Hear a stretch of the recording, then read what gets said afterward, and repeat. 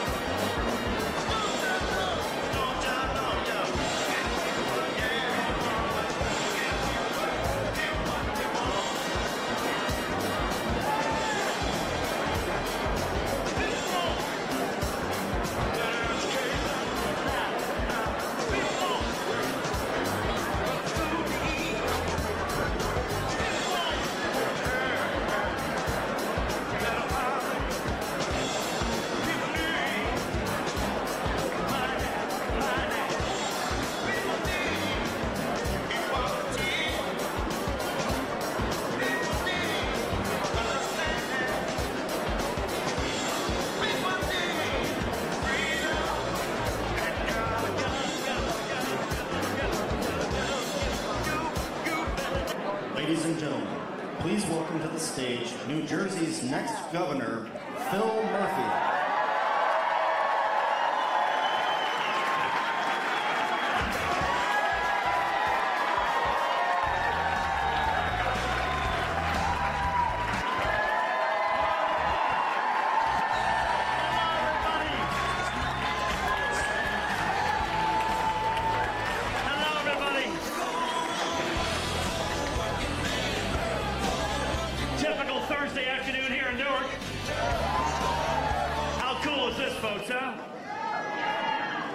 Say to all of the elected officials, the chairs, the chairmen and women, the candidates, the VIPs, family, friends, residents, faith leaders of this extraordinary community, county, and state, welcome and good afternoon, and thank you so much for coming out.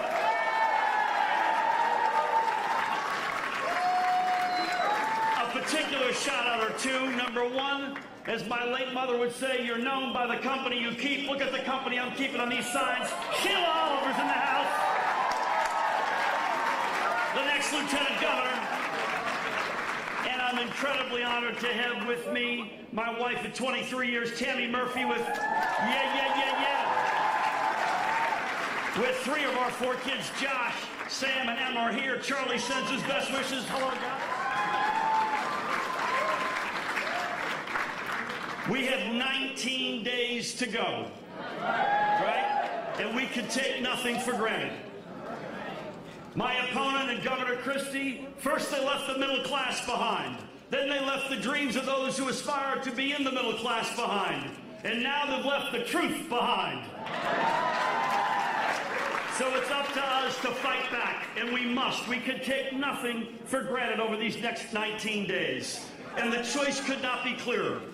4 more years of the same failed politics, where the middle class is hollowed out and ravaged, where public education doesn't get funded, infrastructure is ignored, we get more unfair by the day, and we're constantly pitting us versus them.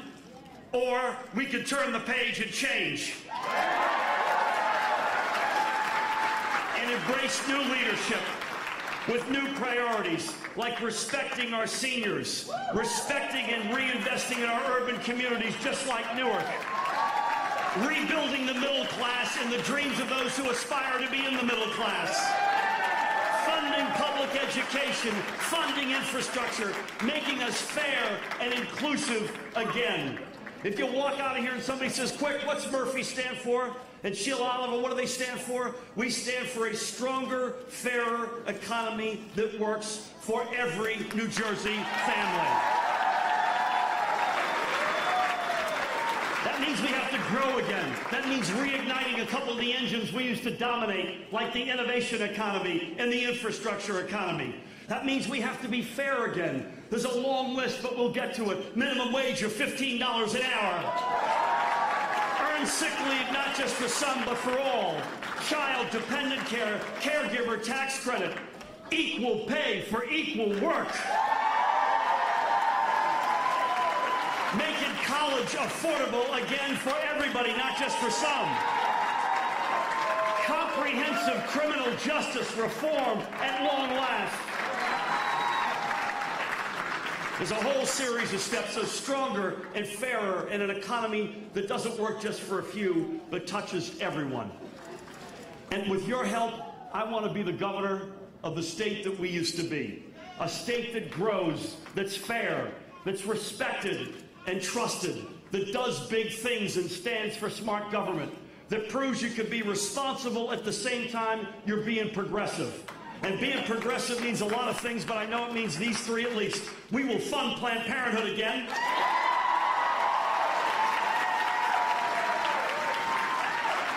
We will sign the sensible gun safety laws to community state. And we will do something about climate change. You have my word. We will be a state once again that's inclusive, with leadership that cares about everybody. I'll commit to you right here. I'm not going to the beach by myself. When I go, we all go. A state that's civil again, that treats each other with respect even if we disagree. And finally, a word I'm drawn to, compelling. That we're a compelling state again. Whether it's that young woman who's graduating from college looking for a job, or a young couple looking to start their family, or a small or medium-sized business trying to figure out where to put their roots down, or a senior. We have them all over the state, in this community. Do I stay or do I go? That once again will be a state where folks say, you gotta look at New Jersey. There's too much going on there. New Jersey has momentum. Something is happening. You'll make a mistake not to have New Jersey on your list. And it won't just be words. They'll see our progress and see themselves in our state, whether it's their career or their family or their retirement or their business. So please, thank you so much for your help. We can take nothing for granted. 19 days to go. Please keep up on us, Murphy4NJ.com. Please follow us, okay? Now listen, I want to warn you ahead of time, when you do follow us, you're going to see that we walk and chew gum at the same time. I mean by that, on the one hand, we're going to be laser focused on getting this state fixed and back on its feet. You have my word. But on the other hand, we can't ignore what's coming at us out of Washington. So I'll tell you right now, if there's a health care bill, had that become law, victim state number one would be New Jersey. We will not be silent. If there's a tax bill, which is being baked right now, and victim state number one will be New Jersey, we will not be silent. When you have a complete breakdown in moral authority, as we saw in Charlottesville, and our president who thinks you can get a gentleman's C for moral authority, when we all know it's a pass-fail test, we will not be silent. When dreamers, and we've got 22,000 in this state, they're every bit as American as our 4 kids, are being shown the door, we will not be silent. And when you have the tragedy that we had in Las Vegas, and on the other side we hear now is not the time, my answer, who said it was time for 58 innocent people to lose their lives? Now is exactly the time to talk about gun safety. So you may conclude, as we have, that governors will have never mattered more, both in the day in and day out governing, as well as we're going to need a governor with a steel backbone who stands up to this president and says, with all due respect, Mr. President, you will not do that in the great state of New Jersey.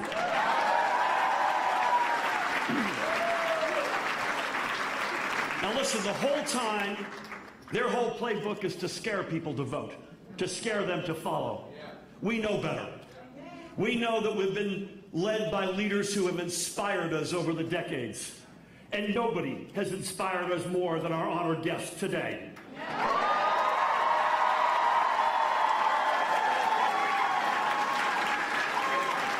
He said, yes, we can, and thanks to his leadership, we did. And boy, do we miss you, Mr. President. He changed this country in so many ways, so much for the good, whether it's health care, education, the environment, reinvesting and rebuilding our middle class, keeping us safe and secure again. He's always had our backs, and New Jersey will always have his back.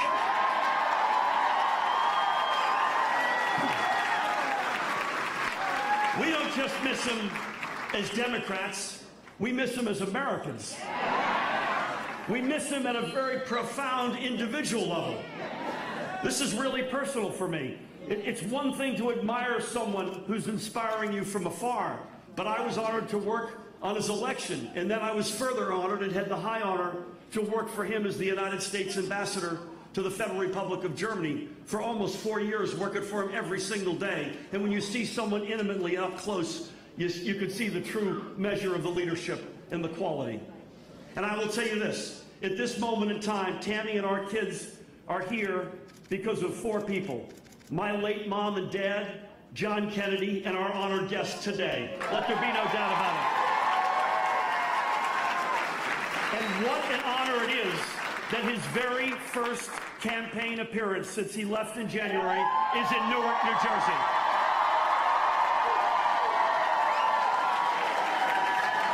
You know, when you're a U.S. ambassador and you walk into a room of Americans, they stand up. They don't stand up for you, but they stand up because an ambassador is the personal representative of the President of the United States of America. There are no representatives here today. We have the man himself. Everybody up for the 44th President of the United States of America, Barack Obama.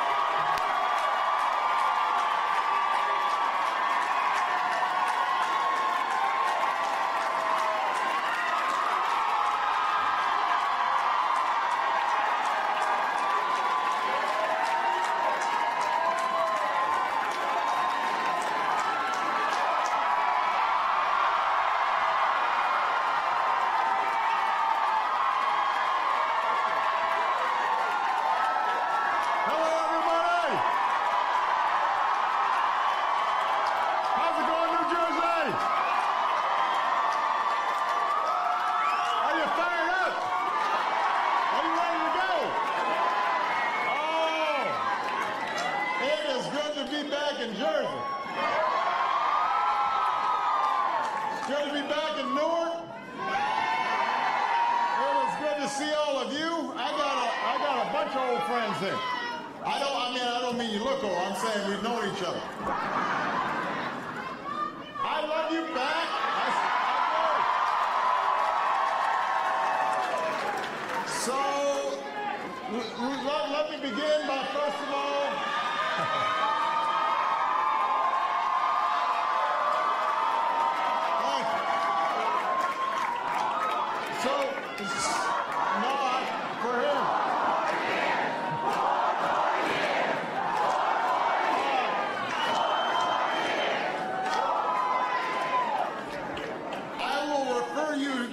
To the Constitution, as well as to Michelle Obama, to explain why that will not happen. But we got 4 more years coming up right here in Jersey. I want to begin by thanking your mayor, our host, Ross Baraka, who's in the house. Couple of outstanding congressmen next to him, Congressman Pallone and Congressman Payne. Give it up. Oh, we got, you know what? This is what happens when you start. How many congressmen are here? Because I don't want to get them all in trouble. Got Norcross, Payne, and Pallone. All right. I just want to make sure because I started thinking, uh-oh, I might have 4 others here and I'm in trouble. We've got your next Lieutenant Governor, Assemblywoman Cheryl Oliver.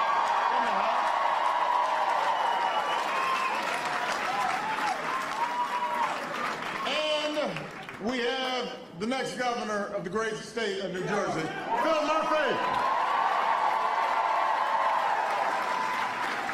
That's him. Now, I've known Phil for a long time. He and Tammy have been great friends to me and Michelle. I have to say, by the way, they were at the White House, I think having dinner with us, maybe a couple of small cocktails, perhaps. When Phil said, you know, I got this crazy idea that I might want to run for governor in New Jersey. And Michelle said, are you sure? Because she knows that anytime you enter into the realm of public service, just as these outstanding congressmen know, just as the mayor knows, you know, it's a challenge, not just for you, but it's also a challenge for your family. Fortunately, Tammy and the kids have been so supportive and excited because they've always understood what Phil's understood, which is it's not enough just to do well. It's not enough just to be a highly successful business person.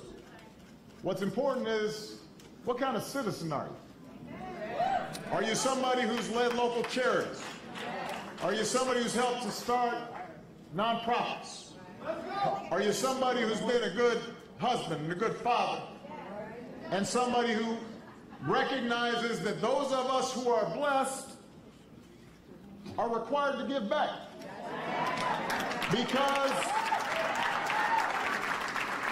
Because Phil's worked hard, just like I've worked hard, just like the other public officials here work hard, but what we also know is that we're here because somebody else helped to put us here. We're here because our parents, our grandparents worked hard to give us opportunity. We're here because there are a whole bunch of people who worked hard to make sure this was the land of opportunity. There were people who marched and people who organized. The United States in Germany, that was a big deal.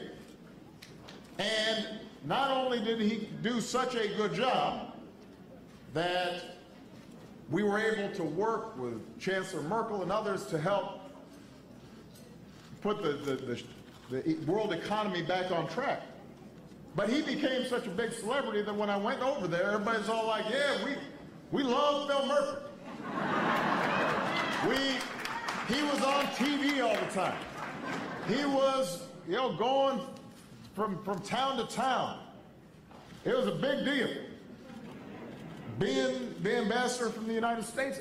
But part of what that tells you is that the world, what are our priorities?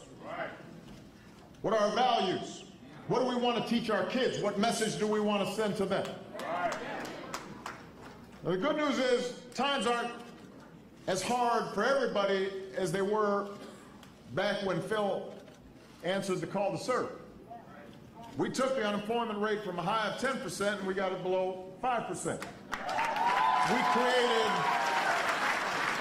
millions of jobs and we got wages and incomes growing again.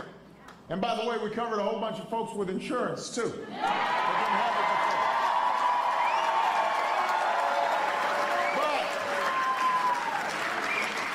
But we all know that we're still falling short of what we could be. We've still got work to do.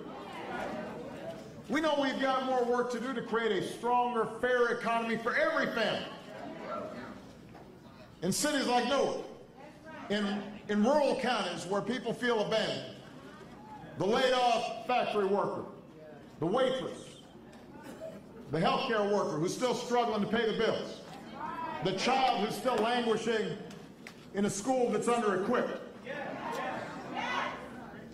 Everybody who works hard every day and just wants some solid ground beneath their feet. Everybody who wants to know that their kids are growing up safe and have the chance to do better than they did. Everybody who wants to feel as if the game's not fixed and that if you work hard in this country, no matter what you look like, no matter where you come from, no matter the color of your skin, no matter what your faith is, that you've got a chance for the piece of the American dream. And in that debate, there's only one candidate who's actually going to have your back for governor and one who's going to have your back as lieutenant governor. Only one candidate who can bring the change that New Jersey desperately needs, and that is Phil Murphy. Because Phil has spent his life creating jobs and growing opportunity. He knows what it means to serve. And he wants to put that experience and that vision and that leadership to work, serving all the people in New Jersey with good jobs that pay good wages, and equal pay for equal work, and health care that's protected from political gamesmanship. He wants to create a growing, thriving middle class where it's easier to connect to new jobs and growing industries, to buy a home, to put some money away, to retire. He wants to make sure that young people here in Newark feel a renewed sense of hope. He wants to work with the mayor to make sure that they don't feel as if they've got to leave Newark in order to have a shot. He wants to make sure that those young people who've strayed and taken the wrong path, that they have a chance to get their lives back together again. He wants to make sure that all of New Jersey is safe. And working with law enforcement, that keeping people safe is not contradictory with making sure that the laws are just and fair.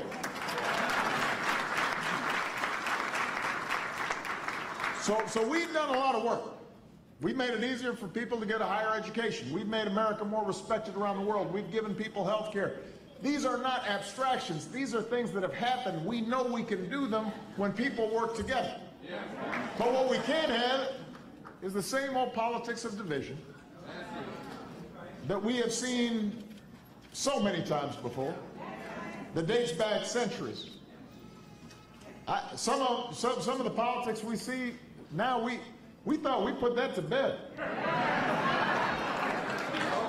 I mean, that's folks looking 50 years back. It's the 21st century, not the 19th century. Come on. Phil understands that New Jersey wants to move forward. It doesn't want to go backwards. It wants to work together. It doesn't want to work apart. These are the things that can happen when we work hard. But, and here's the thing. None of this happens unless people get involved, unless people get engaged, unless people vote. Phil can't do this alone. Sheila can't do this alone. They've got to have you. And you can't take this election or any election for granted. I don't know if you all noticed that.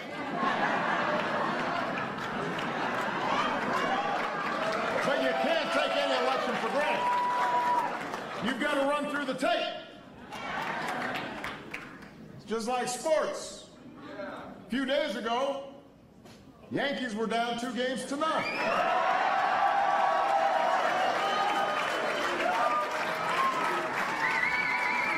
Suddenly, Judge hits a home run. That's a big boy, too. Next thing you know, Yankees are up again. 1-3 straight. Anything can happen. That's what Yogi Berra said. It ain't over till it's over. So this, I don't care what polls say. I don't care what the pundits say. What matters is what's happening in communities and what's happening in neighborhoods and what's happening in your block and what's happening in your township. Elections matter. Every vote counts. So I am grateful for everything that all of you have already done to get out the vote for Phil and for Sheila. That's the work of active citizenship. I've said this before, the most important office in democracy is not the office of president or the office of governor or lieutenant governor or congressman or mayor. The most important office is the office of citizen. All of us have a responsibility to make our democracy work. That's where the rubber hits the road. Nothing frustrates me more when I hear folks complaining, and then you talk to them and say, did you vote? No. What? You cannot complain if you didn't vote.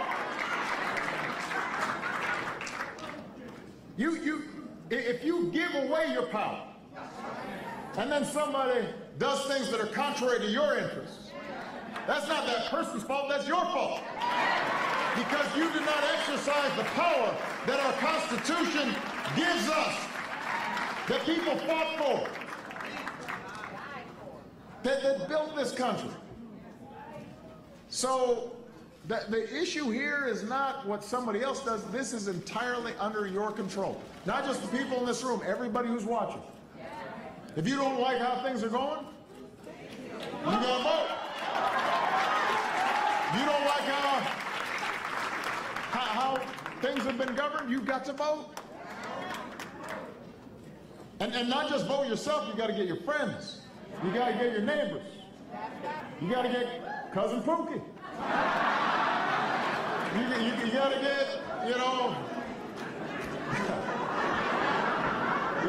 get Uncle Jimmy. He's been on the couch. He's drinking a beer. He doesn't even remember it's an election. Come on. You've got to talk to people and explain that this counts. And you've got to do it, by the way, not just over the next 19 days. You're going to have to do it after Phil and Sheila get elected. Because you're going to need to help them fight for the agenda that matters to you once they're in office. That's how we move the country forward. That's how you move New Jersey forward. So, if you know people who haven't got involved, send them to murphyfornj.com. That's four. That's the number 4. Not F-O-R. That's 4. They can register to vote right there if they already have not. Ask them, will you join us? Will you sign up for a volunteer shift? Will you knock on some doors? Will you make some phone calls? Will you tell your friends and your neighbors what's at stake? You've got to get everybody out to vote on November 7th. And when you do, if you play your part, not only will you make Phil Murphy the next governor of New Jersey, not only will you make Sheila Oliver the next lieutenant governor of New Jersey, not only will you move New Jersey forward, but you're going to send a message to the country, and you will send a message to the world that we are rejecting a politics of division. We are rejecting a politics of fear. That we are embracing a politics that says everybody counts. A politics that says everybody deserves a chance. A politics that says everybody has dignity and worth. A politics of hope. That's what you're fighting for. Go out there and get to work and bring this home. Thank you, everybody. God bless you.